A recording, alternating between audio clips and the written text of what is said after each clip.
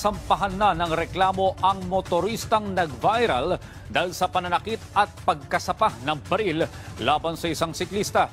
Hindi naman napigilan ng ilang mga senador na magalit sa nangyari at iginiit na dapat maparusahan ang may sala lalo't walang puwang sa bansa ang road rage.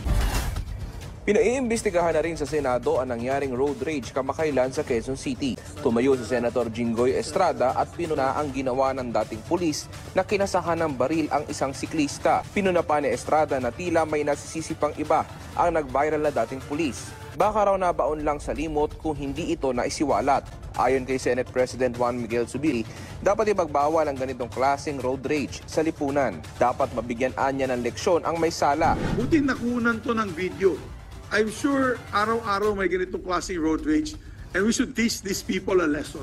Kung ano bang pwedeng isampa na kaso sa kanila. Si Senator Ronald De La Rosa naman, sinabing hindi na dapat pahawakin ng baril ang nasangkot sa road rage. Pwede naman daw sigawan kung galit, kaya bakit kailangan manutok ng baril?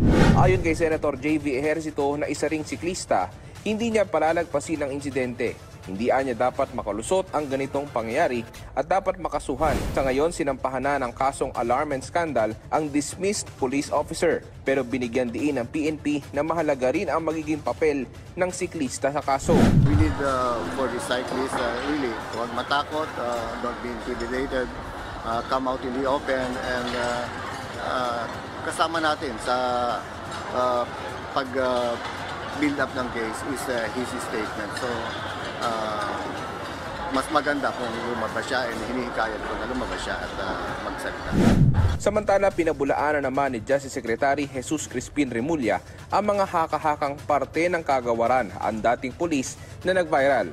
Walaan niyang Willie Gonzales o Wilfredo Gonzales sa Department of Justice.